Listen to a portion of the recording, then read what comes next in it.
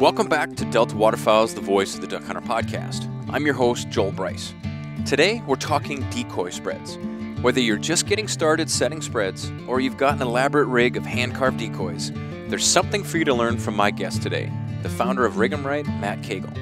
In this episode, we're zeroing in on the art of decoying ducks, where Matt will reveal some tips and tactics to further entice those whistling wings to cup and commit. We'll also take a moment to learn about Matt's journey from a kid hunting the marshes of eastern North Carolina to running a company built on a reputation of rugged, reliable waterfowl gear. And, keeping with the theme of our episode, we'll get his thoughts on Rig 'em Right's first foray into decoys with the much-anticipated Mainline Series. So grab a seat, a cup of coffee, or some decoys in need of re-rigging, and enjoy the episode. Recorded at Delta's Duck Hunters Expo last summer in Baton Rouge. Let's get started.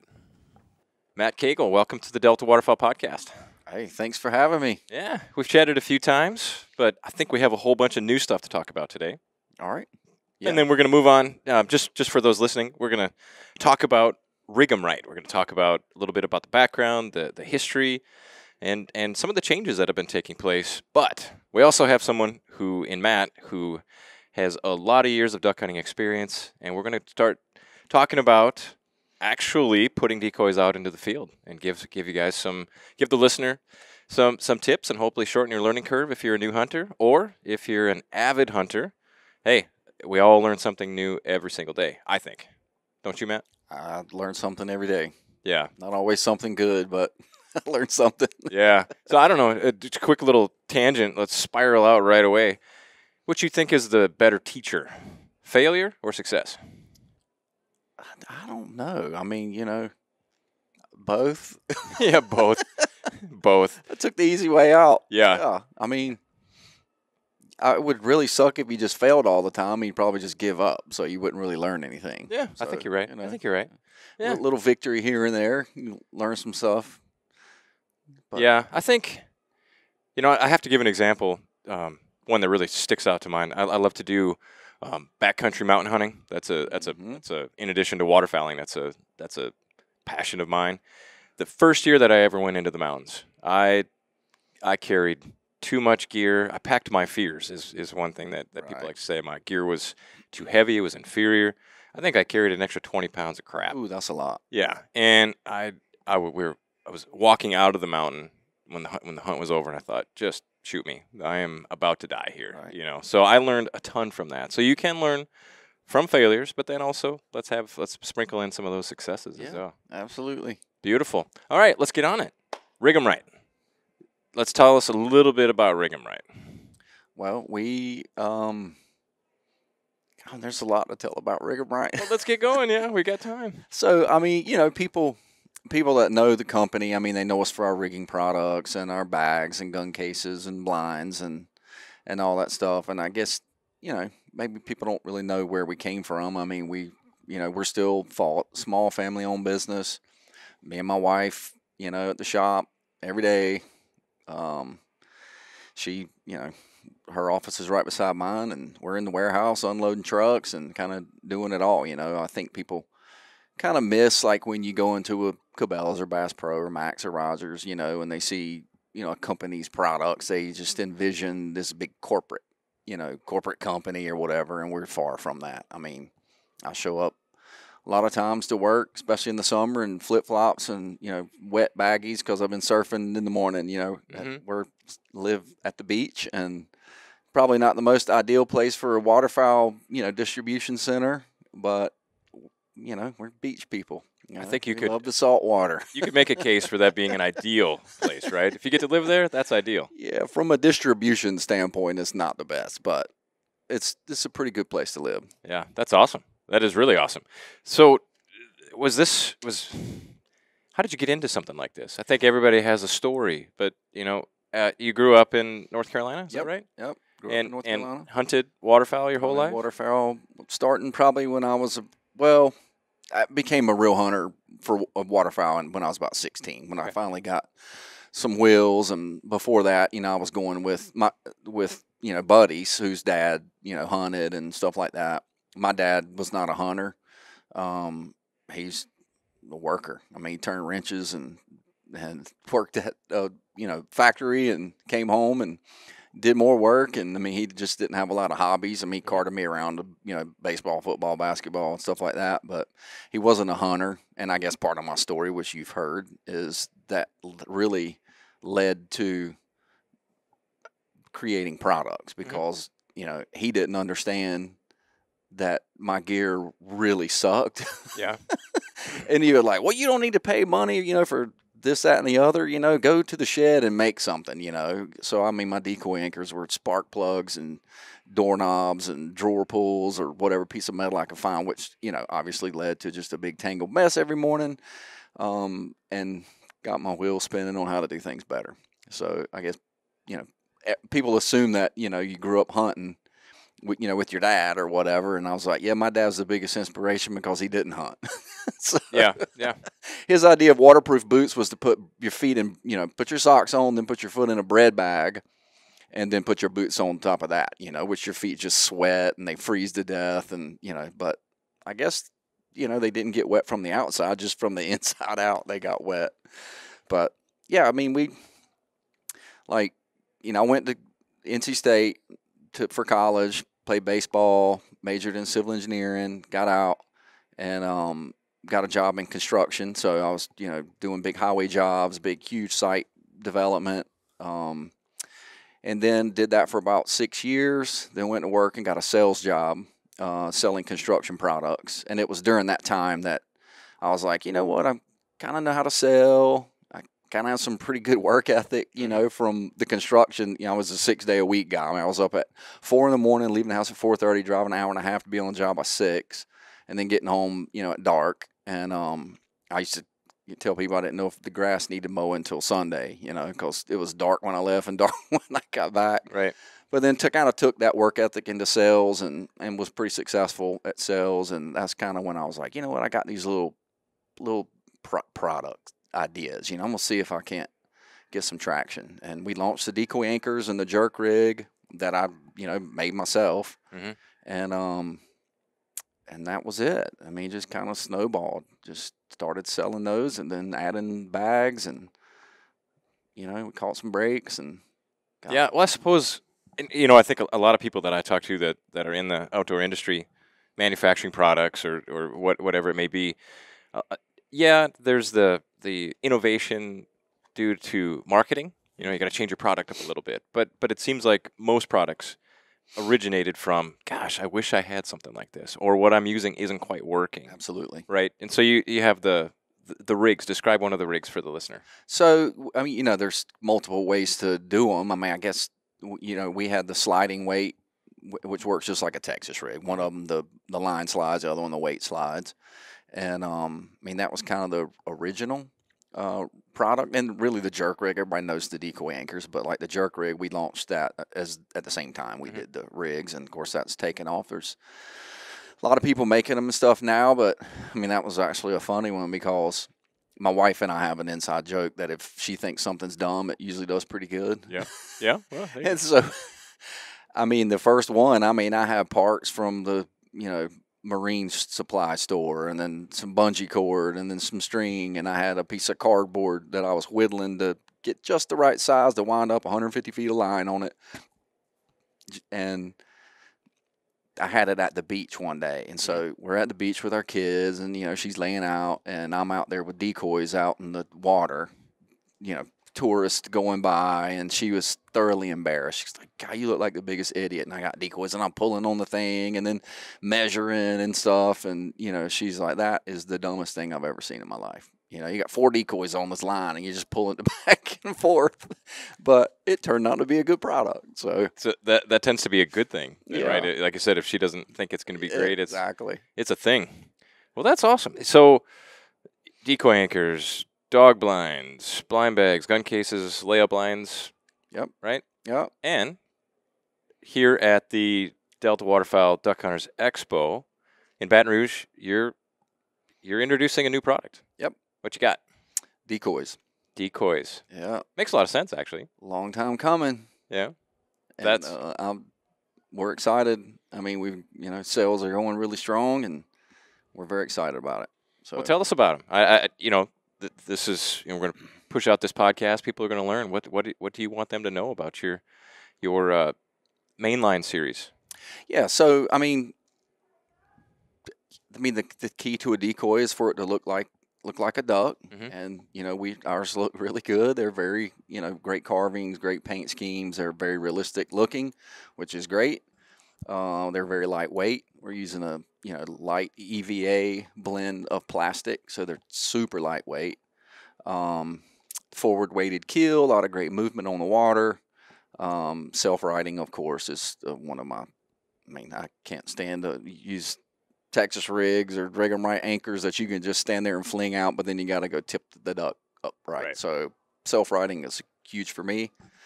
We also made them like a little more slender in the body, just because everybody's using Texas rigs now, and so a wider decoy just creates a big bundle you have to deal with. Yep.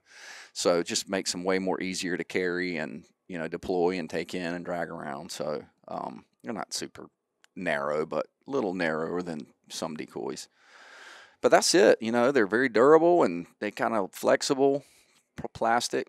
And we're starting this year launching mallards, pintail, black ducks, green-winged teal, and then a new concept. That's really an old concept, but we're kind of the first to commercialize it. Is we're calling them blackouts, and it's just a solid black decoy, real flat black paint, and this a pretty good, pretty effective little trick to your decoys. Before we started recording, I said I kind of gave you a heads up that I wanted to talk about the blackouts, but I said don't tell me, don't tell me about the blackout because I want to hear it for the first time on the podcast recording. And so, tell me what is the logic? What's the strategy behind a black? Like it's literally, I looked online, literally a black decoy, just a solid black decoy. So, kind of back to my wife. She was like, "That's the dumbest thing I've ever seen. Nobody's ever done that. Why? Mallards are green head and all this beautiful color and teal and everything. Why would you just do that?" And one day, of course, explain it to her. She's not she's hunts sometime, but she's not an avid hunter, So we were going for a walk in the neighborhood, and there was some there were some mallard ducks sitting on the water. And I said, "Honey, look."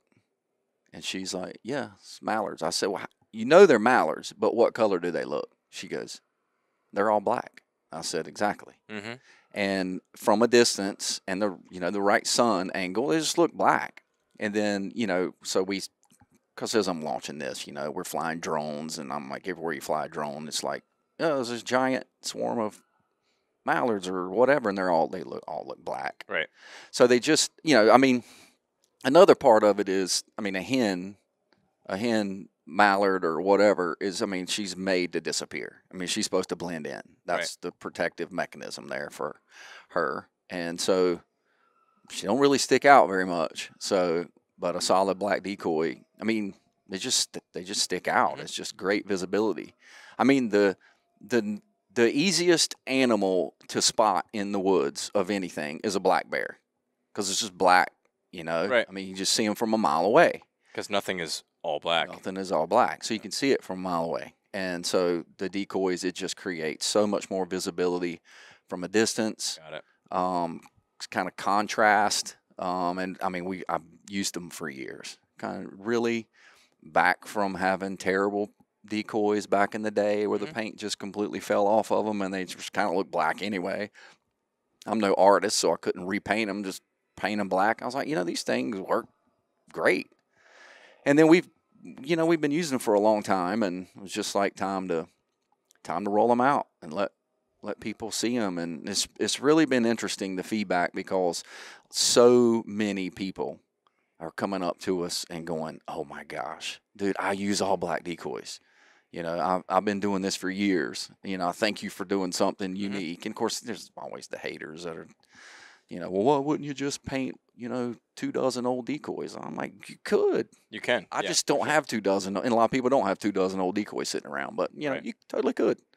And we're not trying to say that there's different than anything you couldn't make, but, they're save some bucks. They're not as expensive as a painted decoy. Oh. And, the paint chips off and it's still black underneath, But yeah, they're real effective. I mean, we've got a lot of good video we'll be launching throughout the fall of guys hunting over them and kind of moving the black ones to the left side of the spread. And I mean, we just launched some killer video of one of our good photographers, videographers, and the mallards are just land on the black decoys. Really? And then you move them over there, and they land on them over there. Really? It's weird, but it works. I don't know. So now we're kind of transitioning into, well, for a little bit here, we'll go into the strategy of using, the blackout. Do you recommend using them with painted decoys or solely by themselves? So you can do both. And I know of some, very, very well-known, very well-respected people in the industry that later in the year, like late season, they don't even put any painted decoys out. Really? But what they're using is like black duck decoys. Yeah. So, and I mean, I just think you're going to ask me about just some advanced decoy strategies. I mean, I'm the kind of guy that just thinks you got to like be versatile and read the birds. And I know that's the can thing. Well, you don't do this every time, but you read the birds and, later in the season when they start getting squirrely, do something different, completely off the wall and see if it works. And I think there's things that you can do in your area that'll work that might not work somewhere else. I mean, obviously the more time you're in the field, you figure that out. And, but yeah, we kind of mix them with both. Throw in a few blackouts just for visibility, and then as the birds get a little closer in, and they'll see their, painted decoys that look like them. But I mean, it definitely makes your spread look way more visible. That actually makes a lot of sense to me. One of those situations where, well, I guess even if someone isn't quite certain about using the blackout, mix it in with the regular painted decoys. But it does make a lot of sense. You really point that out. That black bear analogy got me. Yep. Again, a mile away, what on earth is big, black, and round? Right. A black bear. Right? He's the most visible animal out there. Yep. And so you get that same situation. I could see, let's say there's a marsh and the sun is creating, kind of glistening off the surface, and I could picture where a drake mallard could really blend in. Right. At least their body, kind of that lighter color, but you throw that black on there, and you're like, wow, there's a shadow on the water. An outline of a duck.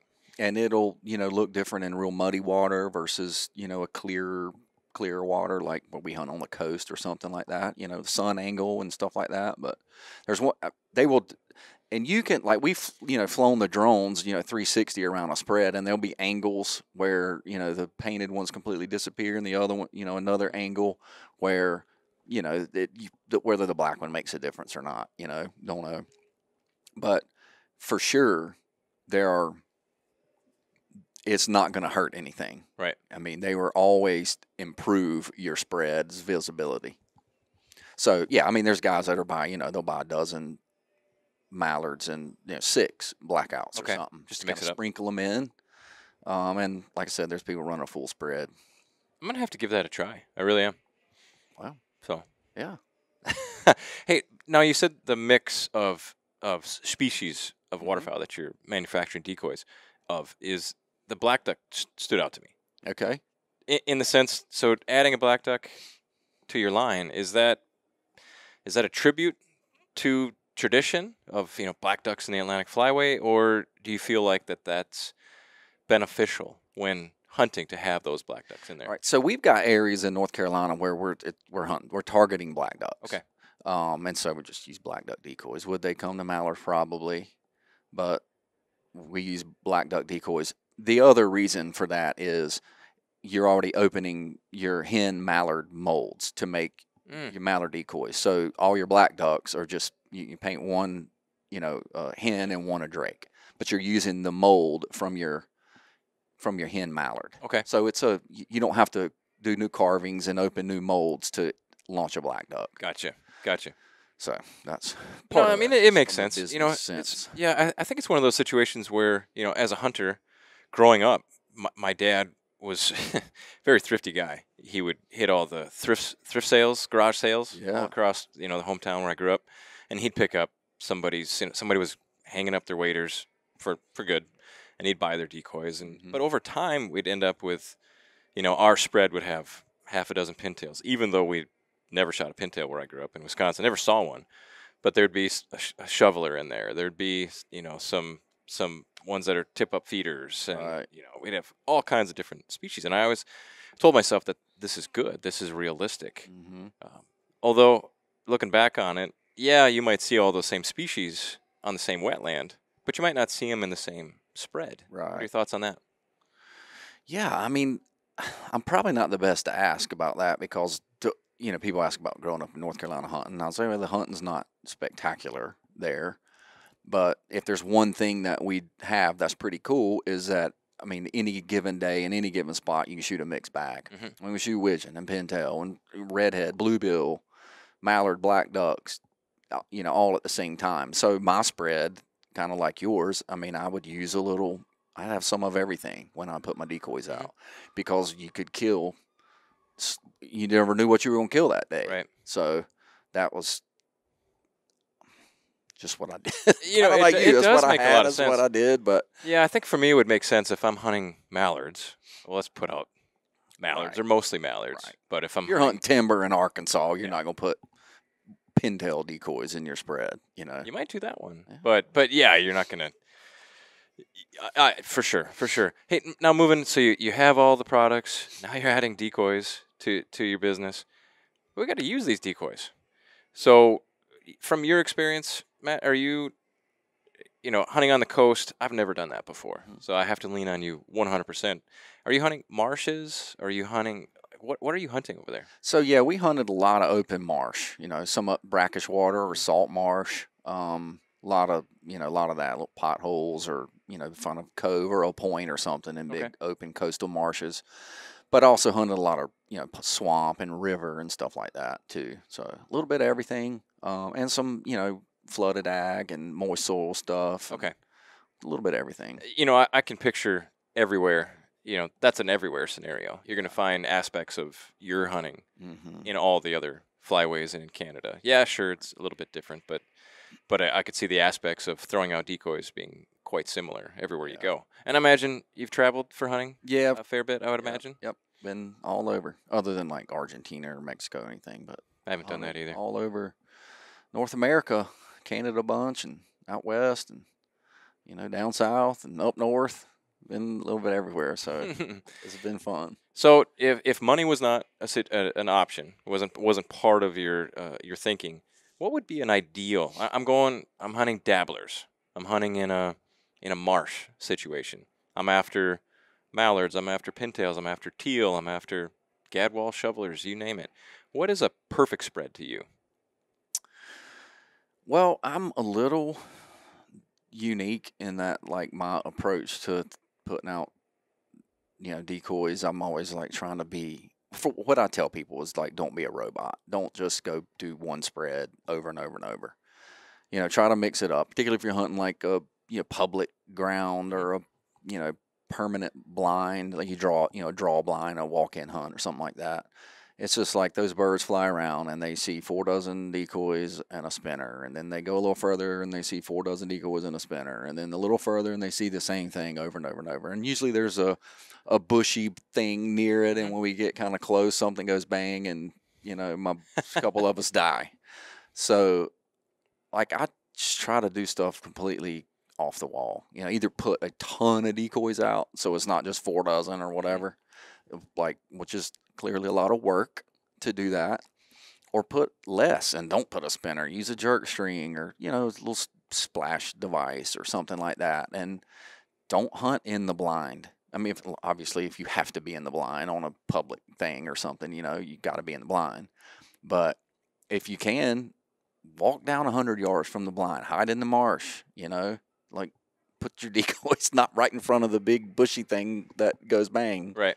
And, or don't hunt out of the boat, ditch the boat, hunt off the bank, put the boat 100 yards down the way, like, that's kind of how I grew up hunting and in eastern North Carolina on the rivers. I had a boat blind, and I would use it early in the season, but it's more pressure and stuff like that. I mean, I wouldn't hunt out of the boat, I'd hunt off the bank.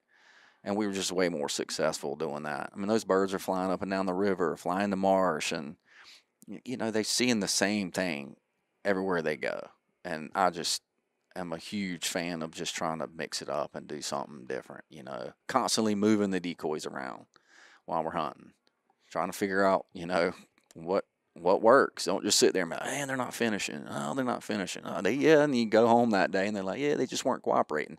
Well, did you do anything different after the first, say, 2-3 flocks didn't finish? Like get out there and move them around. That's one of the advantages to rig them right anchors. Yes. They're easy to move your decoys around and switch stuff up. And I just think people get so robotic when it comes to hunting. Yeah, that is a really good point, because I think, when I go out into a marsh setting, I usually hunt 12 to 24 decoys, and I tend to put them out in the same way, kind of a flat U, leaving a gap called my landing area. But you're right. Like I'd say there's certainly the majority of the hunts that I go on, that decoy spread goes out that way, and I hunt off of that configuration the entire time. But the balance of my hunts, just like you said there, they land off to the right, or they land off to the left, or they land short. We get out there and we move them around. Right. And, I guess that's the failure, and then that leads to success. Yeah. But I think, what is your standard? Or do you just challenge yourself to come up with something new every time?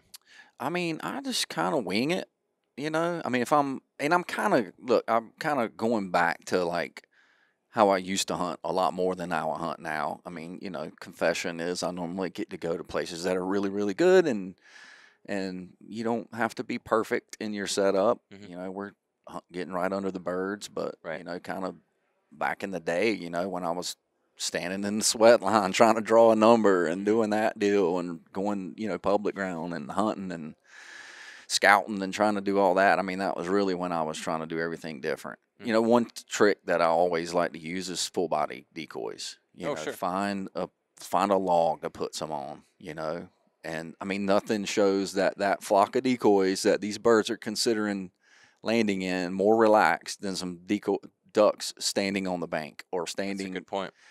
on a log or something like that. Even if you have to make some stakes and put a full body decoy on the stake where it looks like he's in 1 inch of water, it just look relaxed. I mean, they're not afraid of something on the bank. I mean, there's not a coyote right there to jump on them, if they're standing on the bank. It just looks so relaxed. I also think people tend to bunch their decoys up too much, and if you really watch a bunch of birds, when they start to get spooked, they'll get all tight together and then they all fly. That's but a good point. Having them all spread out, relaxed, some right close to the bank, and little, I think they got plenty of places to land in between them all when they're all kind of spread out. Yeah, that's actually a good point about the ducks crowding. That's so I would just say, I guess, another tip or thing that I've noticed. So if you see ducks on the water and you approach them, they're going to fly away, right? But what do they do before they fly away? They bunch up and they all face the same direction. Yep. That same direction is typically into the wind. Right. And so make sure to to tie your anchor on the front of some of your decoys and in the back of some of your decoys. Bingo. So they're not all facing the same direction. Yep. Bingo. Absolutely. Yeah. I think, another thing too is I would imagine, I don't know if we hunt, similar locations or not, but what I have noticed is that my strategy, and where I live, I can do that in the Dakotas. I find where the ducks want to be. I find where they are. I find a big feed, or I find a pothole Right. that they're transitioning into.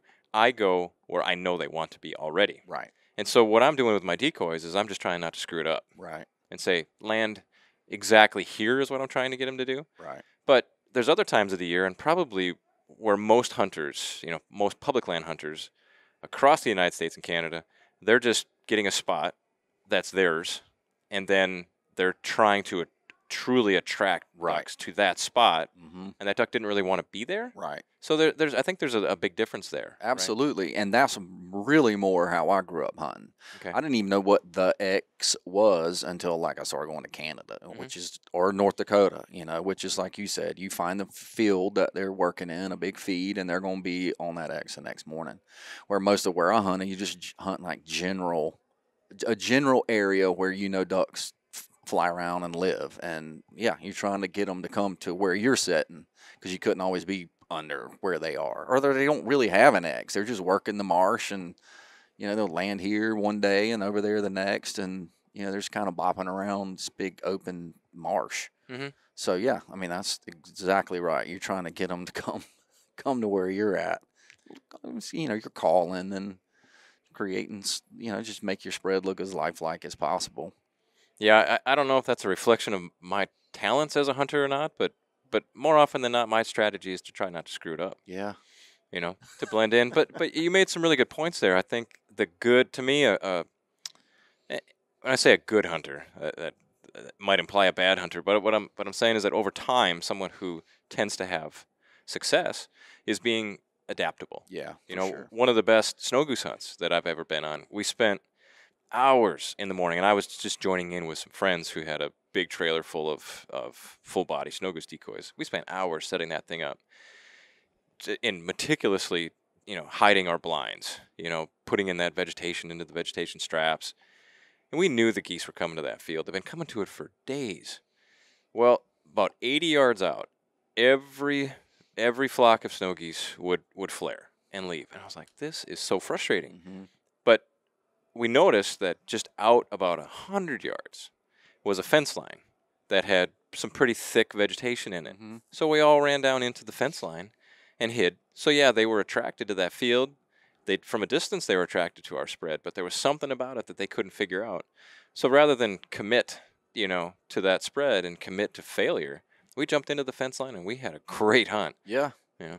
Yeah. I mean, I'm thinking of a hunt in the Dakotas, and I probably couldn't describe it in a podcast, but it was. Wind was blowing, 30, 40 sustained, and we're hunting a snow goose hunt in a pond, and we had all our decoys out in the pond, layout blinds on the bank. We were, you know, going to smash them, but the wind was so hard, and there was like a big hill just before this slough, and the birds would come in, they get down real low, and they'd fly, 10 feet off the ground over the top of this big ridge. It was like they were coming in to this slough, but were staying low to get out of the wind. But as soon as they come up over that ridge, the wind would hit them, and they'd just go straight up in the air. And it was howling so good, they just couldn't get back down into that slough. And so it was one of those cases where all your decoys are over there, and you're hunting, like you said, 100 yards away. So we just drug all our blinds up on the top of that ridge, and we shot them at 10 yards. Wow. And not even over decoys. Yeah. Just they would come in right over the top. It was wild. But yeah, I guess there's been times when I've had decoys out and didn't actually hunt over them. But you know, you try to figure out how to get a good passing shot. I'm not above that. Yeah. No, I would encourage people. I remember growing up wrapping decoys, and it just took so long. And then obviously duck hunters out in the water, it's typically chilly, at least for a big chunk of the season, and just freeze my hands, right? And those longline rigs, you know, with the big monofilament, or is that what yours are? Yeah. But just being able to grab the loop or whatever it is and just walk. Yeah. Like, how easy is it to move a spread? Yeah, absolutely. Yep. Yeah. It's easier on your hands. It's easy to move, and then just hang them. Yeah. Right? You just hang them when you get home and head out there. But no, I'm excited. I'm going to head down to the show floor at some point here, and I'm going to check out those decoys. But how do people, what's your website address? Rig'emright.com. It's pretty easy. Yep, pretty easy. Yeah. If you listen to this podcast and we're talking about Rig'emright, rig'emright.com. So yeah, well, I encourage everybody to jump on your website, check out that Mainline Series, look at the blackouts. Yeah. And hey, if they have any questions, phone number on the website, I'm guessing. Yep, phone number that goes right to my wife. She's actually very, very knowledgeable about all things Rig'emright. She's been doing it for 18 years now. So, yeah, and then we've got a network of, you know, people, if you've got very specific questions about spec hunting or, you know, something like that, we'll get you in touch with somebody in your neck of the woods that can help answer questions, or, you know, if she can't answer it, we'll get you the right answer. Sometimes she'll come in there and hand the phone to me, and you talk to me about putting something together, or, you know, how to use something. So that's what I like. That I really do like that. You know, it's one of those situations where, you know, you call a company, you call about your credit card, you call about a warranty, you call about your cell phone, you end up talking to someone that makes for a very challenging experience. So be able to call and talk to the owner or the owner's co-owner, your wife. That's a great thing, and we have that at Delta too. I've been with Delta 23 years. Yeah. You can call up and talk to our CEO. You can talk to anybody. Yep. It's just how it is. Hey, I'm going to put you on the spot. I didn't warn you about this question, but what is it that you Delta Waterfowl?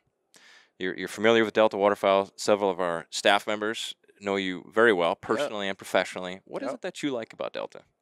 So, I mean, you guys are a lot like Rig'em Right.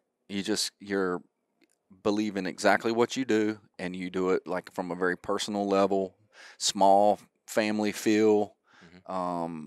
You call up there and you get to talk to the decision makers and the people that are doing all the work and raising the money and doing the research and all that stuff. It's not a big corporate conglomerate. It's the guys like you and Chris Williams and Brad, and I mean the whole team are people that I know specifically hunt a lot. They believe and are very passionate about hunting, and your job is to ensure that you guys get to hunt in the future, and that I get to hunt in the future, and that my kids and their youth, and it's just got that small family feel. It's not big corporate conglomerate that nobody gets anything done. Y'all get stuff done. And as a hunter and as a father of two girls that love to hunt, and sweet, it means a lot. I mean, and the outdoor community that knows really appreciates you guys for what y'all do big time. So thank you. Well, appreciate that. Yeah, appreciate absolutely. that. Yeah, we literally have meetings where we talk about maintaining our culture.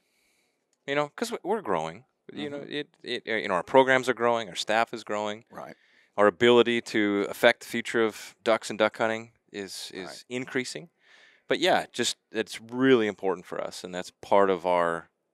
Like I said, we literally have meetings talking about culture. It is your culture. Maintaining the culture. And I had a conversation the other day, because you've seen the bread truck or the duck truck, or it's an old clunker 2006 model old FedEx truck that we've tricked out. My wife calls it the mobile man cave, but which it is. It's pretty cool, But somebody goes, "Man, aren't y'all big enough now where you can go buy like a big RV or something?" Or, not an RV, but RV, sure, yeah. or motor home or something like that. I was like, we could, but that's not us. Right.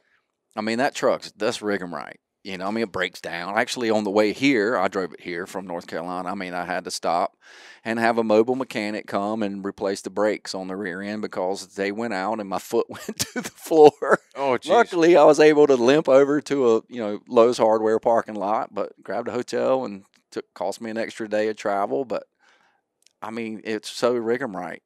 There I am, the owner of the company in this clunker, the mechanic on the side of the highway, just changing the brakes.